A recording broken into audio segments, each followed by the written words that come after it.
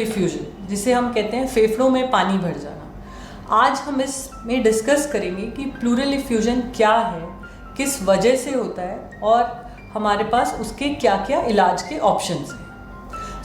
Pleural effusion basically है lungs के आसपास एक झिल्ली होती है जिसमें नॉर्मली थोड़ा सा लुब्रिकेंट या फ्लूइड होता है, जिससे हमें सांस लेने में आसानी होती है and which forms a coverage around the lungs. But अगर किसी भी वजह से वो पानी की मात्रा बढ़ जाती है तो हम उसको प्लूरल इफ्यूजन कहते हैं। उस पानी की मात्रा बढ़ने से फेफड़ों में दबाव आता है, जिस वजह से हमें सांस लेने में तकलीफ होती है या हमारी छाती पर जोर पड़ता है और पेन की तरह प्रेजेंट करते हैं। कंप्लेंट्स को अगर हम क्लिनिकली रिलेट करें तो डॉक्टर कुछ हद तक पेशेंट को एग्जामिन करके ये प्रोबेबिलिटी रख सकते हैं कि फेफड़ों में पानी है। उसको कंफर्म करने के लिए हमें एक्सरेज और अल्ट्रासाउंड की ज़रूरत पड़ती है। पानी के प्रेशर की वजह से हार्ट के सिम्टम्स भी आ सकते हैं। अब हमें ये देखना है कि वो पानी भरने की वजह क्या है। प्लूरल इफ्यूजन होने के काफ़ी कॉजेज़ होते हैं, जिसमें नॉन इन्फेक्टिव और इन्फेक्टिव होते हैं, जैसे ट्यूबरकुलोसिस हो सकता है हार्ट की दिक्कत की वजह से, किडनी में प्रॉब्लम होने की वजह से, लिवर फेलियर में, थायराइड में, बहुत प्रोटीन्स की कमी होने में, खून की कमी होने में, ये सब कॉमन रीजंस हैं जिसकी वजह से फेफड़े में पानी भरता है। अब उसके इलाज से पहले हमें ये देखना है कि पानी की वजह क्या है, क्योंकि मोस्ट ऑफ द टाइम अगर हम प्राइमरी पैथोलॉजी को या हम अंडरलाइंग बीमारी को ट्रीट कर लेते हैं तो पानी अपने आप कम हो जाता है। बट हमें काफ़ी केसेस में, या अगर हमें डायग्नोसिस नहीं है, क्योंकि मोस्ट ऑफ द टाइम अगर हम प्राइमरी पैथोलॉजी को या हम अंडरलाइंग बीमारी को ट्रीट कर लेते हैं तो पानी अपने आप कम हो जाता है। बट हमें काफ़ी केसेस में, या अगर हमें डायग्नोसिस नहीं है या पानी की मात्रा ज़्यादा है तो उन केसेस में हमें पानी निकालना पड़ सकता है। निकालने के भी कुछ तरीके हैं, जैसे कि प्लूरल टैपिंग है कि हम उस साइट को नोट करते हैं जहाँ से पानी है और एक सुई डाल के पानी को निकाल सकते हैं। उस सुई डालने में हल्का दर्द हो सकता है, पेशेंट अनईजी होता है, बट अगर हम थोड़ा सा एनेस्थीसिया देकर करें तो हम उस पानी को निकाल सकते हैं।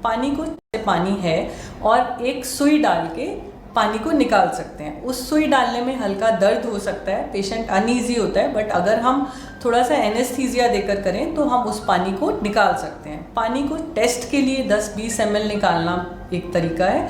दूसरा, अगर पानी का अमाउंट ज़्यादा है तो हमारे पास जितना भी पानी है 200 ml से लेके 1 लीटर तक हम उसको सुई के ज़रिए निकाल सकते हैं। अगर पानी किसी इन्फेक्शन या पस की वजह से बना है तो हमें ऐसे केसेस में ट्यूब भी डालनी पड़ती है, जिसको हम इंटरकॉस्टल ट्यूब ड्रेनेज कहते हैं। पानी निकलने के बाद हम जब पानी को टेस्ट के लिए भेजते हैं तो उस टेस्ट में हमें पता चलता है कि पानी भरने का वजह क्या है। Once we have a diagnosis, अगर हमें बीमारी का पता चल जाता है तो हम बीमारी को ट्रीट करेंगे तो पानी की मात्रा धीरे धीरे करके कम हो जाती है।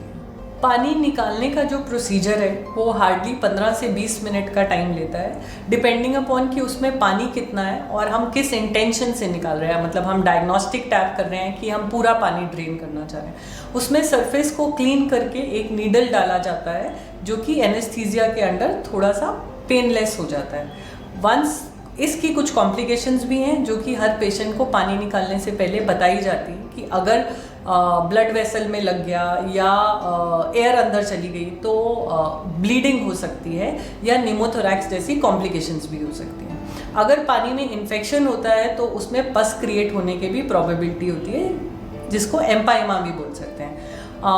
डिपेंडिंग अपॉन कि पानी की रीजंस क्या थे, कि सपोज पस है तो हमें आईवी एंटीबायोटिक्स देना पड़ सकता है। टीबी अगर निकलता है तो हमें टीबी का ट्रीटमेंट जो कि 6 से 8 महीने चलता है वो देना पड़ेगा। अगर अंडरलाइंग कॉज हार्ट का या किडनी का है तो वही करेक्ट करने के बाद ही हम उस पानी से राहत पा पाएंगे। पानी निकालना इतना डिफ़िकल्ट प्रोसीजर नहीं है, बट येस उसकी कॉम्प्लिकेशन से हमें अवेयर होना होता है। अगर हम इन टोटल कंसिडर करें तो there is no way we can prevent pleural effusion, but हाँ अगर हमारे को ये तकलीफ़ लंबे समय से चल रही है तो हमें अर्जेंट बेसिस पे डॉक्टर को कंसल्ट करना है। अगर हमें डॉक्टर एडवाइस करते हैं कि हमें पानी निकालने की ज़रूरत है तो हमें उस बात से डरना नहीं है। We should go ahead with all the investigations which are required और अगर उसमें कुछ भी आता है, देखो बहुत रेयर केसेस में भी जो प्लूरल इफ्यूजन है वो कैंसर की इंडिकेशन भी हो सकती है, so we can not leave it untreated. अब प्लूरल इफ्यूजन होने की वजह से सांस फूल रहा है, लेकिन हमारी बॉडी में उससे क्या डैमेज होता है? उससे ये होता है कि लंग्स पे प्रेशर पड़ता है, लंग्स दब सकते हैं। अगर वो पानी हार्ट के अराउंड जाता है तो हार्ट रुक सकता है, इन्फेक्ट होता है तो सारे शरीर में इन्फेक्शन फैल जाता है। सो ये सब कॉम्प्लिकेशंस हैं प्लूरल इफ्यूजन की हमारे बॉडी पे जो नुकसान पहुंचाती है। So pleural effusion although not a very common disease, but it has to be considered as early as possible, और जो भी उसकी डायग्नोस्टिक और मैनेजमेंट है उसको अंडर प्रॉपर डॉक्टर गाइडेंस ही करवाना चाहिए।